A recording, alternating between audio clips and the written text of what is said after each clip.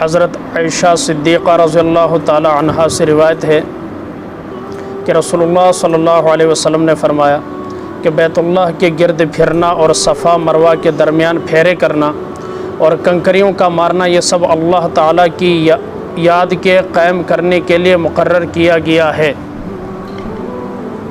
یعنی گو ظاہر والوں کو تعجب ہو سکتا ہے کہ اس گھومنے دوڑنے کنکریاں مارنے میں عقلی مصلحت کیا ہے، مگر تم مصلحت مت ڈھونڈو، یوں سمجھو کہ اللہ تعالیٰ کا حکم ہے، اس کے کرنے سے اس کی یاد ہوتی ہے اور اس سے علاقہ بڑھتا ہے، اور محبت کا امتحان ہوتا ہے کہ جو بات عقل میں بھی نہیں آئی حکم سمجھ کر اس کو بھی مان لیا۔ پھر محبوب کے گھر کے بل بل قربان ہونا، اس کے کوچے میں دوڑے دوڑے پھرنا کھلم کھلا عاشقانہ حرکات ہیں۔ حضرت زید بن اسلم رضی اللہ تعالیٰ عنہ اپنے باپ سے روایت کرتے کہ میں نے حضرت عمر رضی اللہ تعالیٰ عنہ سے سنا ہے، فرماتے تھے کہ اب طواف میں شانیں ہلاتے ہوئے دوڑنا اور شانوں کو چادر سے باہر نکال لینا کس وجہ سے ہے؟ حالانکہ اللہ تعالیٰ نے اسلام کو مکہ میں قوت دے دی اور کفر کو اور کفر والوں کو مٹا دیا، اور یہ فعل شروع ہوا تھا انہی کو اپنی قوت دکھلانے کے لیے جیسی روایت میں آیا ہے، اور باوجود اس کے کہ اب مصلحت نہیں رہی مگر ہم اس فعل کو نہ چھوڑیں گے جس کو ہم رسول اللہ صلی اللہ علیہ وسلم کے وقت میں آپ علیہ الصلاۃ والسلام کے اتباع اور حکم سے کرتے تھے، کیونکہ خود رسول اللہ صلی اللہ علیہ وسلم نے اس پر حجۃ الوداع میں عمل فرمایا جبکہ مکہ میں ایک بھی کافر نہ تھا۔ فائدہ، اگر حج میں عاشقی کا رنگ غالب نہ ہوتا تو جب عقلی ضرورت ختم ہو گئی تھی یہ فعل بھی موقوف کر دیا جاتا۔ شروع میں کفار ظاہر مسلمان کمزور تھے، مالی لحاظ سے بھی جسمانی لحاظ سے بھی، کھانے کو کچھ نہیں ملتا تھا تو بڑے کمزور، چلنے میں نقاہت ہوتی تھی، تو کافر دیکھ کر ہنستے تھے کہ اے ہن روم فتح کرن گے تے اے شام فتح کریں، جو آپ نے خوشخبریاں سنائی تھی۔ تو اللہ نے حکم دیا، آپ علیہ الصلاۃ والسلام نے مسلمانوں کو بتایا کہ اب اگر پہلے 3 چکر لگانے نا تو ایسے اکڑ کر صحیح ہلا کر چلنے، تاکہ انہیں پتہ چلے کہ جان میں جان بھی ہے اور اندر ایمان بھی ہے۔ اس جان کے ذریعے سے مقابلہ کریں گے اور ایمان کے ذریعے سے کفر کا زور توڑ کر رکھ دیں گے۔ اب چونکہ مکہ جب فتح ہوا کفر کا زور ٹوٹ گیا، جزیرہ عرب مسلمانوں سے بھر گیا، کفار تھے کوئی نہیں، تو اب اس کے بعد بھی آپ نے جو آخری خطبہ آخری حج فرمایا اس کے اندر بھی آقا علیہ الصلاۃ والسلام نے اس کو جو ہے شانوں کو نکال کر حرکت دینا ہے اسے ختم نہیں کیا۔ اور اب بھی جو حاجی ہیں وہ پہلے طواف جو ہے 3 چکر ایسے ہی لگاتے ہیں کیونکہ وہ یاد باقی ہے۔ حج نام ہے عاشقانہ اداؤں کو زندہ کرنا۔ اس کے اندر حضرت امام غزالی رحمہ اللہ سے کسی نے پوچھا کہ حج کس چیز کا نام ہے، تو آپ نے فرمایا حج نام ہے ابراہیم کی دعاؤں کا، ہاجرہ کی اداؤں کا اور حضرت اسماعیل کی وفاؤں کا۔ ان 3 چیزوں کے مجموعے کا نام حج ہے۔ ہم دیکھتے ہیں حضرت ابراہیم علیہ السلام نے دعا مانگی، آج حاجی جاتے ہیں دعائیں مانگتے ہیں۔ حضرت اسماعیل علیہ السلام نے قربانی پیش کی، سارے حاجی قربانی پیش کرتے ہیں، حاجی کیا غیر حاجی بھی قربانی پیش کرتے ہیں۔ اور حضرت ہاجرہ جو ہیں انہوں نے کس صبر و تحمل کے ساتھ وہاں پر چکر لگائے اپنے بے قرار بچے کو پانی کی تلاش میں، وہ ادائیں اللہ رب العزت کو اتنی پسند آئیں قیامت تک کے لیے انہیں حج کا حصہ قرار دی۔ اس لیے حج جو ہے یہ عاشقانہ عبادت ہے۔ اب شیطان تو نہیں ہے نا کنکریاں مارنا ہے، تو شیطان نے جب حضرت ابراہیم کو ورغلائے انہوں نے کنکریاں ماری، مائی ہاجرہ کے پاس جا کر کہا وہ بچے نو ذبح کرن لے گیا جے۔ اچھا انہوں نے کیا پیو پتر نے کیوں ذبح کرے گا؟ نہ کیا اس خواب ویکھیا ہے کہندا اللہ کہندا ہے۔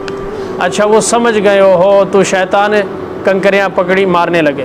حضرت اسماعیل کے پاس جانے کہا کہ آپ کا باپ آپ کو ذبح کرے گا، کیوں ذبح کرے گا؟ اللہ کا حکم ہے۔ کہا اللہ کا حکم ہے، 1 جان 100 جانیں ہوتی تب بھی قربان کرتا، لگتا ہے تو شیطان نے کنکریاں پکڑی ماری، اللہ کو ادا اتنی پسند آئی، اب حاجی جب تک کنکریاں ماریں گے نہیں حج قبول نہیں۔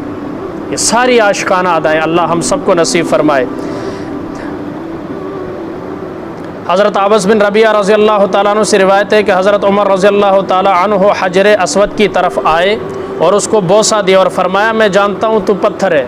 یہ عمر بول رہا ہے، عمر عمر کی غیرت، عمر کا ایمان، عمر کی نگاہ کہاں تک ہے؟ ٹھیک، قیامت تک آنے والے کمزور ایمان اور بد عقیدگی کا شکار ہونے والے اور ذہنی مریض اور عقیدے کے مریضوں کا علاج کیا حضرت عمر نے اس جملے میں؟ دیکھیں، ایک جملہ قیامت تک کے لیے علاج ہے، بہترین دوائی ہے بدعتیوں کے لیے۔ کیا فرمایا کہ میں جانتا ہوں تو پتھر ہے، نہ کسی کو نفع پہنچا سکتا ہے اور نہ نقصان، اور اگر میں رسول اللہ صلی اللہ علیہ وسلم کو نہ دیکھتا کہ تجھ کو بوسہ دیتے تھے تو میں کبھی تجھ کو بوسہ نہ دیتا۔ میں نے آقا کو دیکھا ہے، نقش قدم نبی کے ہیں جنت کے راستے، اللہ سے ملاتے ہیں سنت کے راستے۔ حضرت عمر کی بھی کیا شان ہے، ہجرت کر رہے ہیں تو ایک ایک ٹولی کے اندر، ہاں بھائی کسی نے بیوی کو بیوہ کرانا ہو، والدین کو دکھ پہنچانا ہو، بچوں کو یتیم کرانا ہو، میرا پیچھا کر لو، میں جا رہا جائے۔ دوسری ٹولی، تیسری ٹولی، جہاں جہاں دیکھا کفار ہے سب کے پاس گئے، اور تاریخ میں بات درج ہے حضرت عمر تنے تنہا اکیلے چلے، کسی مائی کے لال میں جرت نہیں تھی عمر کا راستہ روک سکے۔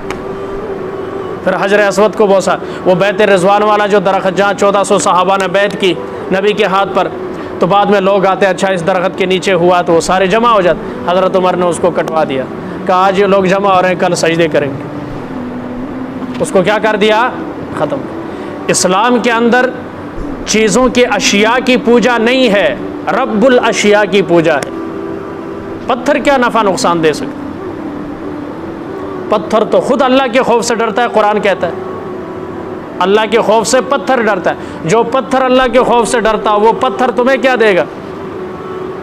جو درخت ہرا ہونے میں اللہ کا محتاج، بھائی بیج میں اللہ کا محتاج، نکلنے میں، پانی میں، اور پھل دینے میں، پکنے میں، اور اسی طرح شاخیں بنانے میں اللہ کا محتاج ہے، وہ کیا دے گا؟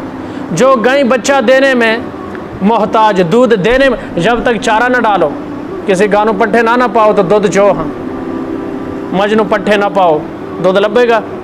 جو کھانے پینے میں مالک کی محتاج ہے وہ تمہارے کیا ہو؟ گو ماتا دیکھے، رب رس سے تو مت خود سے، بس گو ماتا اشنان اور اس کا پیشاب اس طرح بکتا ہے جس طرح ہمارے ہاں بوتلیں بکتی۔ تو یہ تمام عقائد کو ختم۔ حج عاشقانہ عبادت۔ اور ایک اور عمل سن لیں، امیر اہل سنت حضرت مولانا سرفراز خان صفدر رحمۃ اللہ تعالیٰ علیہ گکھڑ منڈی میں فوت ہو چکے، وہ فرماتے تھے میں نے 50-60 سال انہوں نے بخاری شریف پڑھائی، 50-60 سال، کتنے بڑے انسان، امام اہل سنت انہیں کہا جاتا ہے، ہر فتنے کے خلاف کتاب لکھی، سب سے زیادہ تصنیفات ان کی۔ تو کہ اتنا میں نے پڑھایا ہے، 3 عمل ایسے ہیں جس سے کبیرہ گناہ معاف ہوتے ہیں۔ آپ نے سنا نا صغیرہ گناہ فضائل اعمال میں بھی پڑھ، چھوٹے موٹے گناہ معاف ہوتے ہیں، لیکن 3 عمل ایسے ہیں جن سے کبیرہ گناہ بھی معاف اللہ فرماتے ہیں۔ اس میں سے ایک یہ ہے مردے کو بغیر کسی لالچ کے غسل دینا۔ مردے کو کیا دینا؟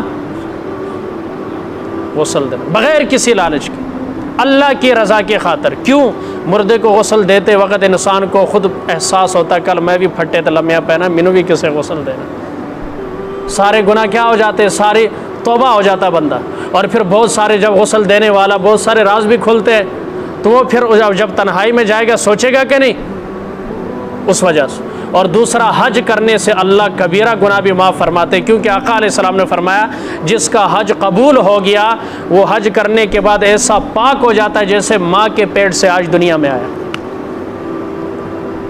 اس لیے حج ضروری، اللہ نے توفیق دی تو لازمی کرنا چاہیے، فرض ہے نا، کلمہ، نماز، روزہ، حج، زکوٰۃ، یہ 5 اسلام کی بنیادیں ہیں۔ اور جس کے پاس ہو کر بھی بڑھاپے کا انتظار کرے، موت بڑھاپے کا انتظار نہیں کرتی، آپ بڑھاپے کا انتظار کر رہے ہیں۔ موت کسی کا انتظار نہیں کرتی کہ یہ بچہ ہے ابھی بولے گا تو پھر موت نہیں، مردہ بچہ پیدا ہوتا ہے، چیخ مار کر چند سال کے بعد، جوانی کا انتظار نہیں کرتی موت، بڑھاپے کا، لڑکپن کا، بچپن کا، صحت کا کوئی انتظار نہیں، موت آ گئی تو پھر آ گئی۔